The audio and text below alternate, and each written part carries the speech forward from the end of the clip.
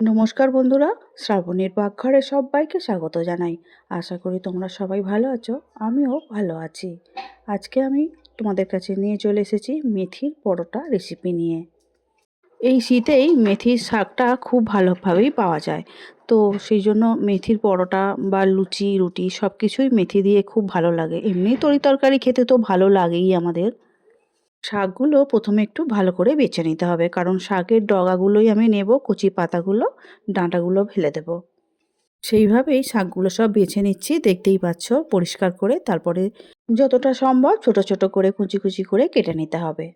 যে সকল বন্ধুরা এই মুহূর্তে ইউটিউব চ্যানেল থেকে দেখছো, যদি আমার ভিডিও ভালো লেগে থাকে বা এখনও সাবস্ক্রাইব করা না হয়ে থাকে, প্লিজ সাবস্ক্রাইব করে শ্রাবণীর পাকঘর চ্যানেলটির পাশে থেকে যাওয়ার অনুরোধ রইল।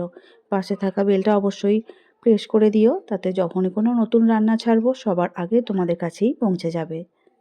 আর ফেসবুক পেজ থেকে দেখছো বন্ধুরা, প্লিজ পেজটিকে ফলো করে দিয়ে আমার পাশে থাকার অনুরোধ রইল।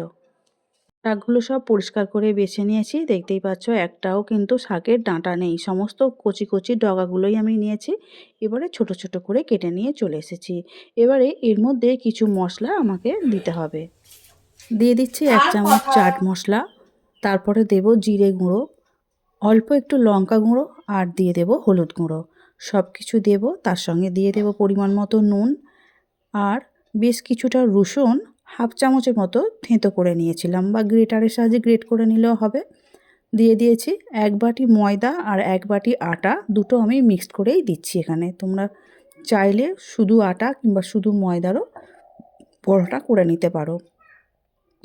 প্রথমে খুব ভালো করে চেপে চেপে কিন্তু মেখে নিতে হবে, যতটা সম্ভব মাখা যায় সেইভাবে খুব ভালো করে মেখে নিতে হবে সঙ্গে মশলাগুলো। তারপরে অল্প অল্প করে জল দিয়ে একটা শক্ত ডো, যেমন লুচি বা পরোটা বানানো হয় সেই রকম একটা ডো বানিয়ে নিতে হবে। রুম টেম্পারেচারে থাকা জল দিয়ে মেখে নিচ্ছি আমি।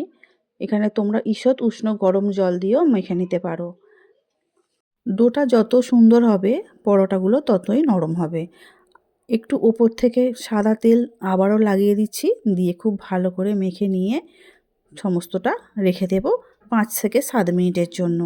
আর একটু বেশি রাখলেও অসুবিধা নেই, তবে যেমন সময় হবে সেই অনুযায়ী রেখে দিতে পারো, বা সঙ্গে সঙ্গেই হাতে যদি সময় না থাকে তেলটা মাখিয়ে নিয়ে ওপর থেকে যেমন পরোটার সাইজ করবে সেই অনুযায়ী লেচিগুলো কেটে নিতে হবে। আমিও পরোটার সাইজগুলো যেভাবে করছি কিন্তু বেলবো একটু অন্যভাবে। পরোটার জন্য যে লেচিগুলো কেটে নেব সেটা একটু বেশি বড় বড় করেই কাটবো, আর আজকে যেভাবে কাটছি সেটা বেলার সময় ঠিক একটু অন্যভাবেই বেলবো। সেই জন্য দেখতে হয়তো একটু ছোট ছোট লেচিগুলো হয়েছে। দেখো আমি কীরকম করে বেলবো, বেলাটা একটু অন্য রকমভাবেই, সেই জন্য আমি লেচিগুলো একটু ছোট ছোট করেছি। একটু সাদা তেল দিয়ে দিচ্ছি, তেলটা মাখিয়ে নিয়ে পরোটা বেলা শুরু করছি। একটা লেচি দিচ্ছি একটু ফ্ল্যাট করে নিয়ে, সেই লেচির মধ্যে আবারও একটু সাদা তেল দিয়ে দেব।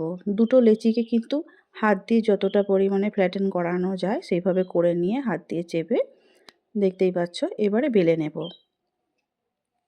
তাহলে কিন্তু দুটো লেচি একসঙ্গে যখনই অ্যাড হয়ে যাচ্ছে তাহলে পরোটাগুলো কিন্তু মোটাই হবে, আর আমি এখানে মোটা মোটা পরোটাই বানাতে চাইছি।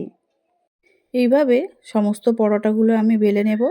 আর এবারে যে পরোটা বেলবো সেই পরোটা আবার একটু অন্যরকমভাবে বেলছি। দেখো, যদি দুটো করে লেচি না হয় একটা করে লেচি বানানো যায়, যদি সেই লেচিটা বড় হয় তাহলে একটা লেচি থেকেই দুটো লেচি হয়ে যাবে, কিন্তু লেচিটার মাঝখানে কিন্তু একটু করে সাদা তেল বা বা সর্ষের তেল যা দিয়ে বেলবে আর কি, সেটা কিন্তু দিতে হবে।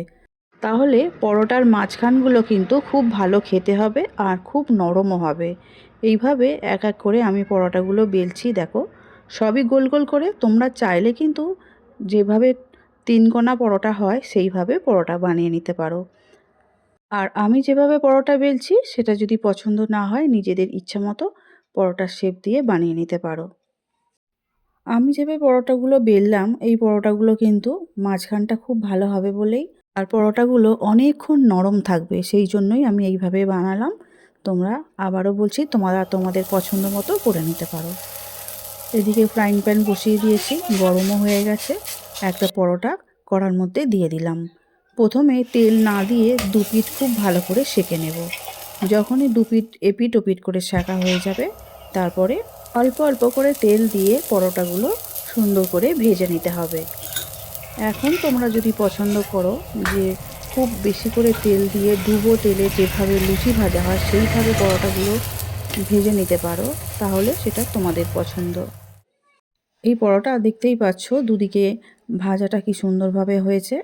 এপিট ওপিট করে এইভাবে একটু লাল লাল করে যখনই ভাজা ভাজা হয়ে আসবে সেই সময় একটা প্লেটের মধ্যে তুলে নিতে হবে। প্রথম পরোটা আমাদের ভাজা হয়ে গেছে, প্লেটের মধ্যে তুলে নিয়েছি। তারপরের পরোটা আবারও ফ্রাইং প্যানের মধ্যে দিয়ে দিচ্ছি। ওই একইভাবে এপিট ওপিট করে প্রথমে ভালো করে ভেজে নেব, তারপরে সাদা তেল দিয়ে আবারও একটু ভেজে নিয়ে তুলে নিচ্ছি।